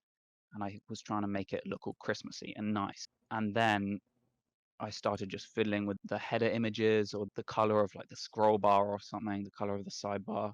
I fiddled with some background images. And at some point, Din Bidor and I think Digian Blue collaborated on the article Ambrose Wanderer's Library, which is like a in-universe review of anomalous food in the Wanderer's Library. And I don't know, maybe I volunteered, I don't remember, to recolor the page, do a simple recolor of the Wanderer's Library page. And that page is still on the site. It's got a purple variant of the normal dust jacket theme. And then later, maybe Din thought I was some kind of code wizard. He messaged me saying, I'm writing the story about a nightmare I had, and could you make a theme to go with it, to match the vibe? And I was like, oh my God, Dimbidor messaged me. And I said yes, even though I was completely out of my depth.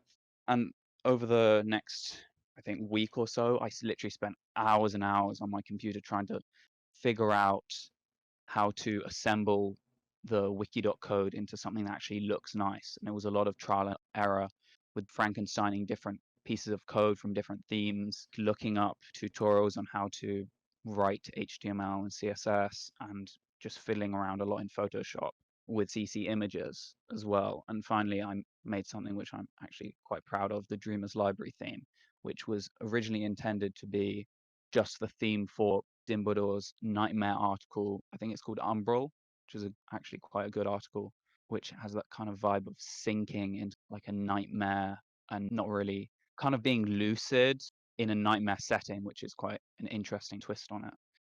But yeah, that's how the Dreamer's Library theme came about. And then a few months later, maybe 6 months later, Din approached me again because he was writing an article, which I think the article was at Tannhauser Gate, or maybe a different one. Anyway, he has a bunch of articles set in a cyberpunk future technomancer kind of world. And he was like, yo, can you make me a cyberpunk theme? And I was like, yeah, sure. And then I did a bit of it and it looked really shit. So I gave up for like 3 months. And then one day I got really inspired and did like 8 hours on my computer and finally made the theme, which is the motherboard theme. And since then, I really haven't done much CSS because I'm lazy. But yeah, I mean, that's a story pretty much. I believe we saw that theme back in Dark Science and Tannhauser when we did his interview, and you definitely knocked that one out Yeah. of the park. So the first of your stories that we read was The Book of Rules, 5th edition, Sick. So this was the first of my introductions to what I believe is called the Searing. How did you get to know about the Searing? Because I haven't heard about it before this. I love when people ask about the Searing because it is such a nebulous, mysterious piece of lore in the Wanderer's Library universe. Mhm. Not because not that many people know about it. I think actually more people know about it, especially on the Discord server, but because it doesn't actually have a lot of lore on the site itself. I think the original mentioning of the Great Searing was from the Wanderer's Library Groups of Intrigue page, where there's, I think maybe Everett Mann wrote it, I can't remember, but whoever wrote it added in loads and loads of lore details, just like random pieces of information that I guess they didn't expect anyone would build on, or maybe they did, but it has loads of just random lore tidbits.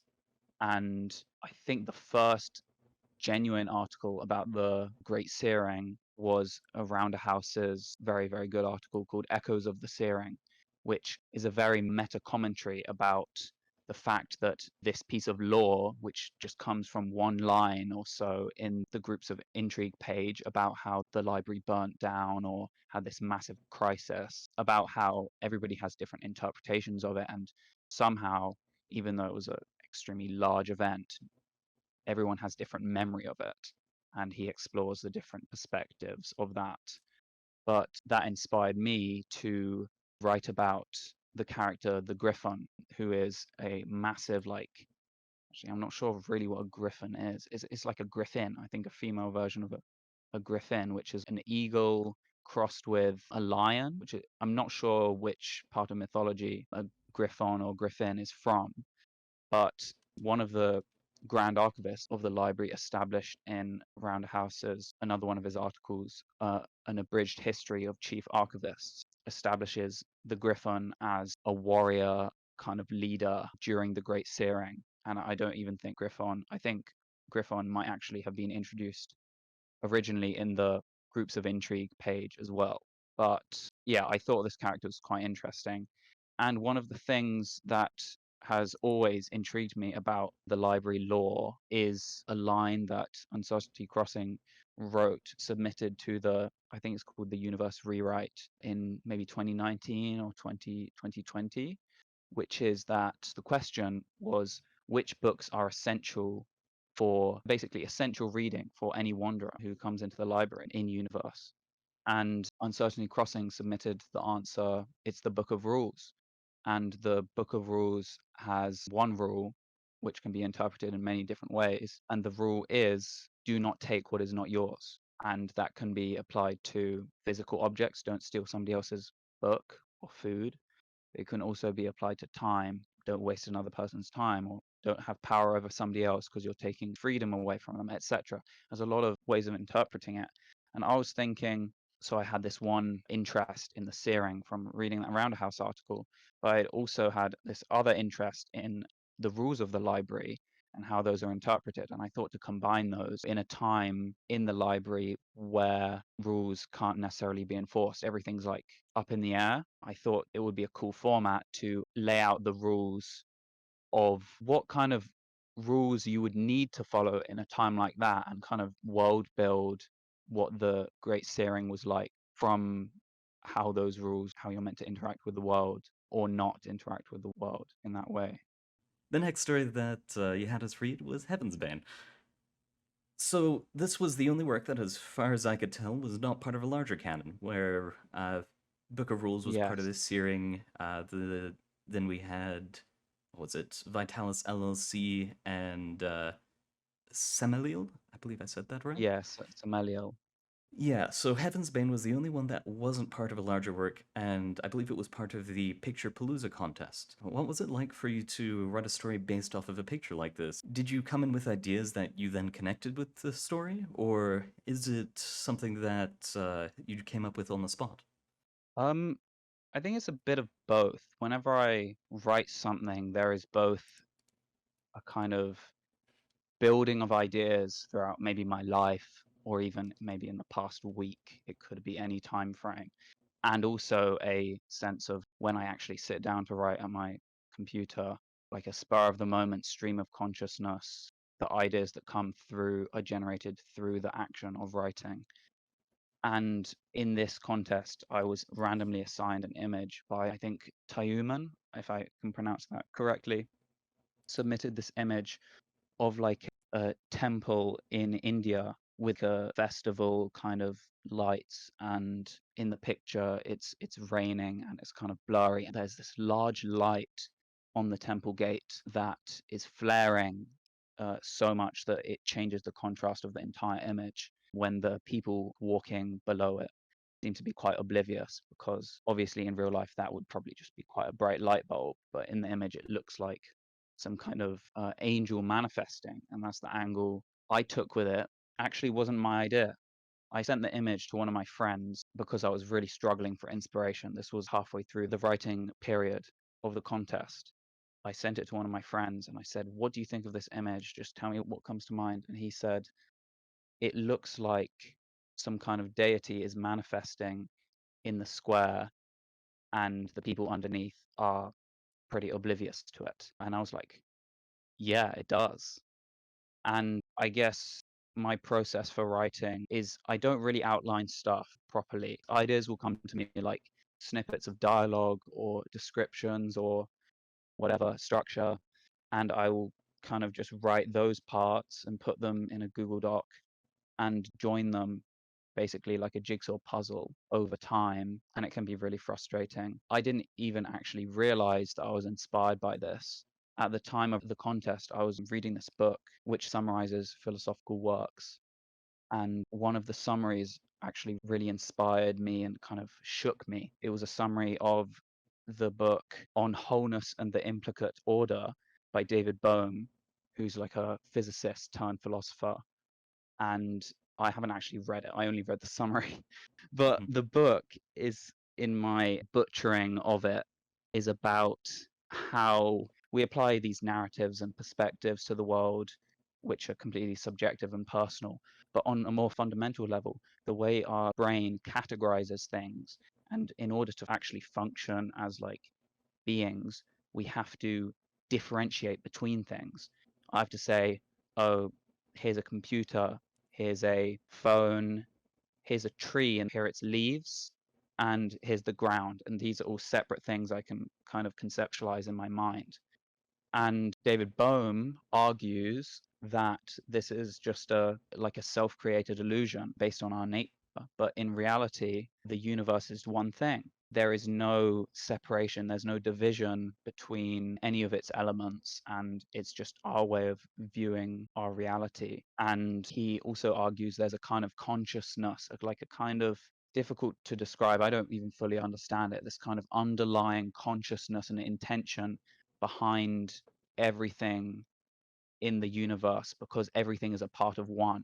We humans are conscious, but we humans are not individual humans. We're just not even elements. It's difficult to say. It's kind of like the universe is one flowing whole object, that everything inside it is one thing that is interacting constantly with itself, and basically it's a dynamic, living, breathing one whole.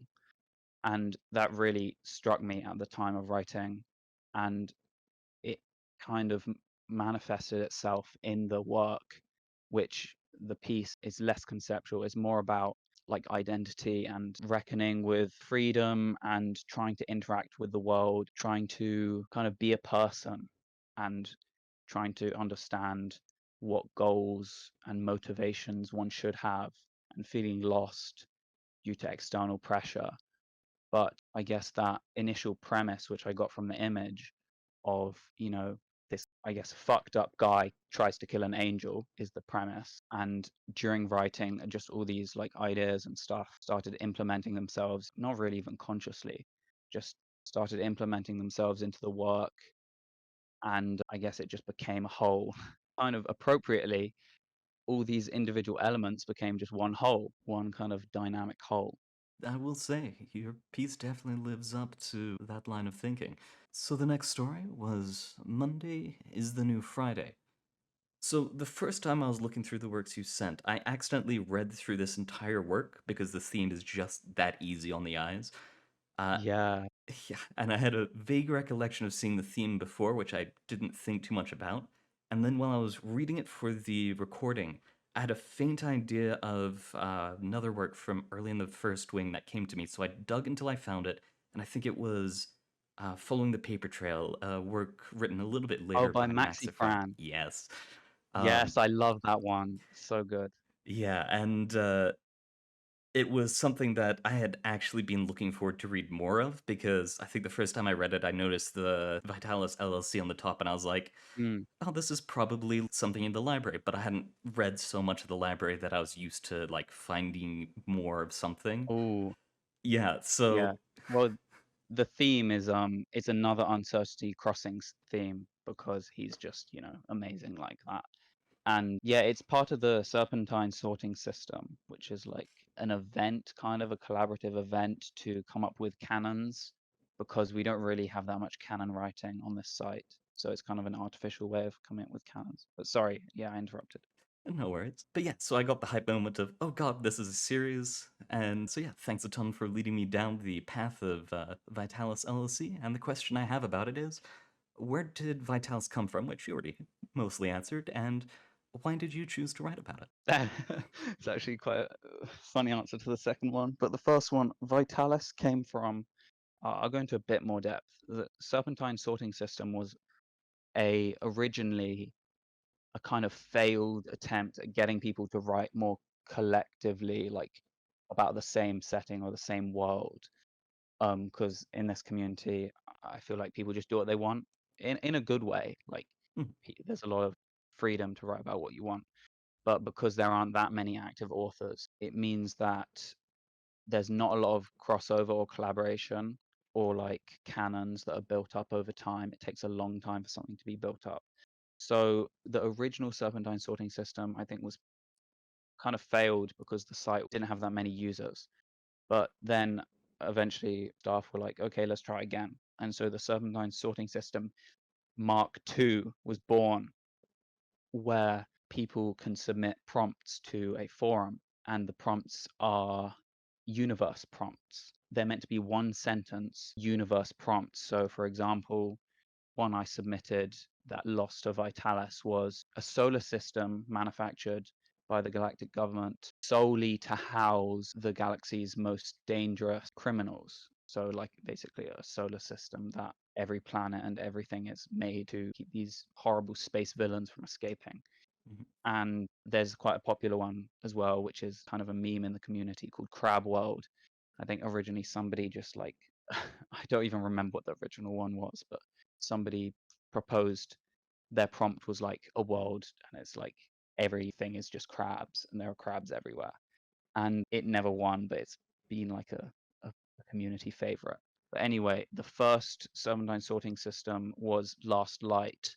And Last Light, the original prompt was from Varaxus, and it was every singularity points in one direction. The end. The stars of the multiverse blink out one by one, and everything fades to black. But there is an exception. Only one. And all of creation flocks to this final island. And based on that prompt, which won the kind of mini prompt contest, for the next like few weeks or whatever, everybody brainstorms in the Discord server about the world, and then eventually people write about it. And this was back in, yeah, it was in March 2021. And then in February 2022, they were like, yeah, staff were like, yeah, let's do this again. And the one that won was Vitalis LLC, with the prompt was given by Malice Aforethought. The prompt was, low-ranking workers of the afterlife struggle under the employ of an uncaring management. And I was in the Discord server at the time. I saw it play out, and I was like, maybe I'll write for it. And then it was coming towards the end of the lifespan of the serpentine sorting system. I mean, there is no real lifespan. Anyone can write for it at any point. But I mean, at the end of the kind of hype. And one of the staff members said, you got 5 days left before it expires, like the thing where if you write for the Vitalis LLC, then you get the Discord role. Mhm. And I was like, shit, I got to get that Discord role. So I was like brainstorming for like the next few days on what to write. And I wrote Monday is the New Friday because I really wanted to get the Vitalis LLC Discord role. And I got it. I'm happy that I really, really wanted something so superficial because I actually pretty proud of that piece of work. But yeah, that's basically why I wanted to write for it. Yeah, I can see why you're proud about it. It is definitely a well-written one. And then the last story that you had us read was A Watcher, a Painter, and an Unbearable Weight. So, as with the first time that I got introduced to Semeliel, fuck you for making me feel bad for the poor AI probe. Yes, yes, yes. Rubbing my hands evilly. Yes, I get to make people sad. But yeah, when will they be granted a happy end? The poor probe. Never. Well, when somebody writes one for her, but one day, one day it will happen. Yeah, yeah. So what was your interaction? Were you one of the original authors of Semeliel? Yeah, I was one of the original authors. The concept originated because in August of 2021, the Wanderers Library ran a contest called WonderCon, which was basically a character contest. I mean, it was an author contest. As a team, you had to write a bunch of pieces from the perspective or about an author character that you create. And I was, at the time, I had not written anything for the Wanderers Library or the SCP Wiki. And I was a little baby. And I thought, oh, I'm so scared, but I really want to participate. I wasn't very confident in my writing. And I was like, oh, I got to participate. So I sent a message in the Wanderers Library Discord server saying, can please somebody join my team? Somebody please join up with me, because we were all just like all the newbies were all scared of talking to each other and scared of the community because it was intimidating, I guess. Lots of big name authors, well, big name in the SCP and Wanderers Library community, were joining the contest already. And I was like, I got to get a team. So I sent out this thing on the Discord server, and I'm glad I did because somebody messaged me, somebody replied and said, I'll be on your team. I have this idea about a space probe who is lost in space, and I don't know if it has any legs, but not physically. I don't know if the idea has any leg, but yeah, we can try it out. And this person was Screwtape, who I think hasn't written anything, unfortunately, more than what they wrote for WonderCon. But we started forming a team. And then next, we found somebody else through the server called Arcane Memories, who wrote Between Stars, Speak of the Dead, I think. I think that's the title, which is another Samaliel work. And then I asked one of my good friends, Interstellar Sheep, to join the team, and he wrote the Samaliel work, Life of Glork, which is the one that Snapdragon cross-linked in Inspiration module. But we joined together as a team, and we were thinking of this concept of how can we make an author character for this contest based on the thing Screwtape had said about an AI that's like lost in space. And we came up with so much lore. There was so much discussion that a lot of it was discarded, and a lot of it we never used. But eventually we all kind of agreed that it was quite difficult to do an overarching story. I'm very impressed with how some of the other teams managed to do it, especially Maxi Fran, who was the only writer for his team. He wrote like 5 pieces because the other writers on his team didn't do anything. But also Snapdragon's team with Dimbidor, Klaus, and Annie, who wrote Duke Gathers, which was just an amazing series. But we thought, we're all inexperienced writers. How about we do something tricky? And we did something tricky, which was kind of do a soft anthology where we basically agreed, write whatever you want, but it has to be framed as a transmission sent to this alien probe, and you have to make the alien probe relevant to the story, or at least comment on the story. So we kind of found a bit of a loophole in the contest by making it like an anthology with an author framing device. But I mean, then we just wrote it and posted all our stuff. So Mhm. yeah, I mean, that's how Semaliel was created. And you made her, or made them, I guess, so depressing because of it. Sadness. Yeah, we originally were thinking of making her like actually do stuff physically. Like I remember one person had the idea, I don't remember who, of making her find another probe in space and like repair herself to like go to a planet and talk to some aliens. We thought it was a bit too, I don't know, elaborate. So we just stuck with the she's depressed in space and bored and lonely, and she has to be tortured by these infinite transmissions that come once every millennia and just tease her so she can't ever forget about what she's missing out on. It's really tragic, actually, Yeah. and kind of horrible. That, and I think in both of the stories that we read so far, because I believe we also read Snapdragons, she has also Yeah, lost a part of herself by the end of the story. yeah, it's very it's basically torture. We're writing about torture and pretending it's all right Yep. just because it's a robot. Well, for the wrap up questions, then, as has become tradition, what does the Wonders Yeah. Library mean to you? Oh, I've been looking forward to these. The Wanderer's Library, what does it mean to me? That is a good question, difficult question. I think the Wanderer's Library, when I think about writing and I think about my relationship with writing, which is a bit of a rocky relationship, I'm not going to lie. I think about the Wanderer's Library, and I think about how when all I had written as like a teenager, young teenager, was stuff on Word documents that I never shared with anyone, and I know whatever lore I wrote on my phone notepad. And I think about how the Wanderer's Library, you know, I don't want to say gave me the opportunity because I was the one who entered the contest, but in a way, it did give me the opportunity to actually, you know, put myself out there. And I don't know where I'd be at if I hadn't done that, if I hadn't entered WonderCon and, you know, met so many interesting and amazing people and amazing authors through the community, such a strong, vibrant place. And it's just on this tiny corner of the internet where nobody's heard of us and we're not that popular, but it feels like home, kind of, which is it's a bit cheesy, but it really does. There's some kind of amazing community bond there that I don't think I'm making up because, you know, I see so many new people join and instantly comment about how amazing the Wanderers Library is. And yeah, I guess yeah, it's pretty cool. I mean, I don't like it that much. It's pretty cool, but yeah, it's okay. Good to have around sometimes, you know. Yeah, All right. And then lastly, is there anyone you would like to recommend for one of the upcoming spotlights? there is. And we have two categories of people to recommend because I actually thought about this question. Actually, three categories. The first category is people that you've already interviewed who I would have recommended because they're so good. Mhm. And I'm not going to say who because I'll be choosing favorites, but it was all of them. But the second category is people who I would really, really like to hear do an interview, but I don't think they would do it because I don't know why. They're not around that much. Like first Carolyn Ivy, literally poet extraordinaire.